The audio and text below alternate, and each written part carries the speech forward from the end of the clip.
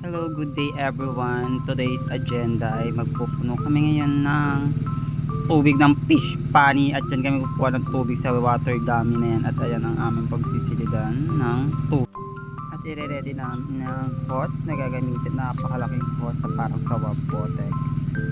At ito nga si Rexel ay umaga pa lang ay talaga ng super busy na talaga siya at garap na garap siya dito sa kanyang malawak na bukirin na talaga namang alam niya na lahat yung mga gagawin at talaga skilled na siya pagdating sa pagpapatubig at pagkuha ng tubig sa dam para mailipat namin doon sa kanilang fish pan na talaga namang napakasipag. Iba dito yung attitude sa Bataan, nandun dito lahat na operate yung mga makina ganyan sa basic.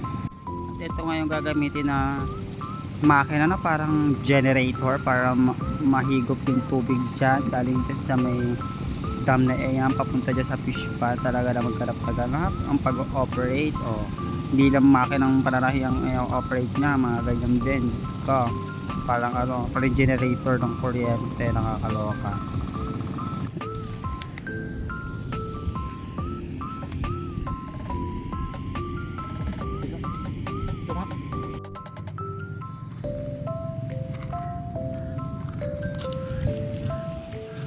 At supervisor natin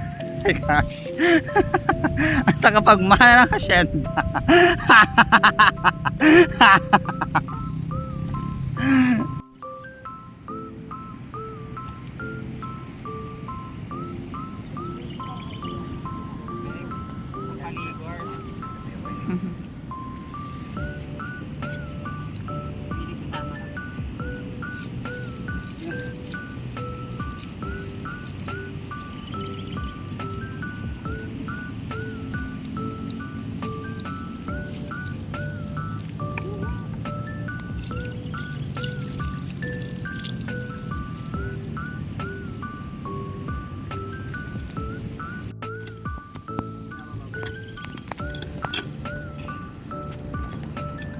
Maski dyan siya bang mapintikan ka.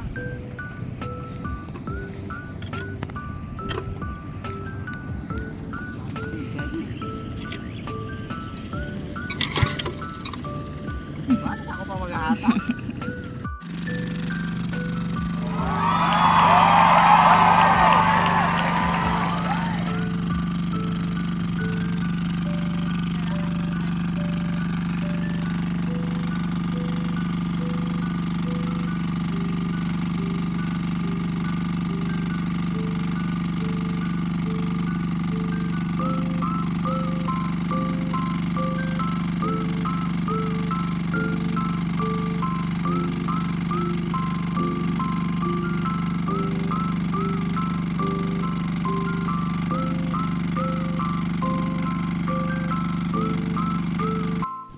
At ayan na nga guys, bida-bida rin ako dyan. Talaga namang super assist din ako dyan ng Malalata. Siya ang boss namin dito ng Malalata.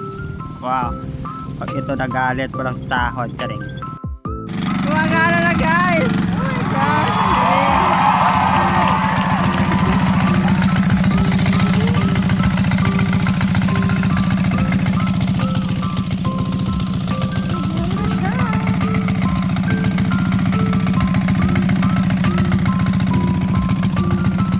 Punayin namin yan guys, yung kanyang kalawak na ganyan. So, tapon din yan.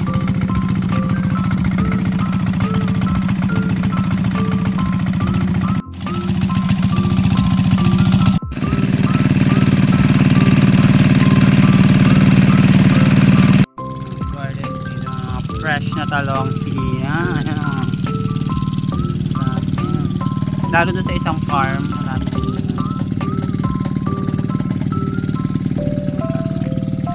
Oh my god, parang may nakalala ako.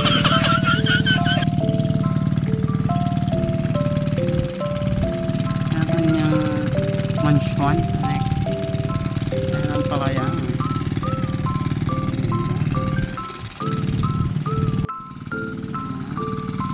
Kailangan po tayo yung fish pan kasi lalatagan ng binhi ng kanyang lolo.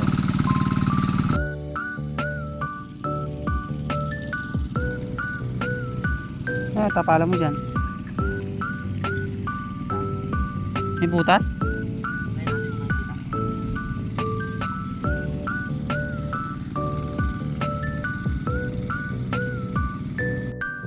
that's it for today's video guys.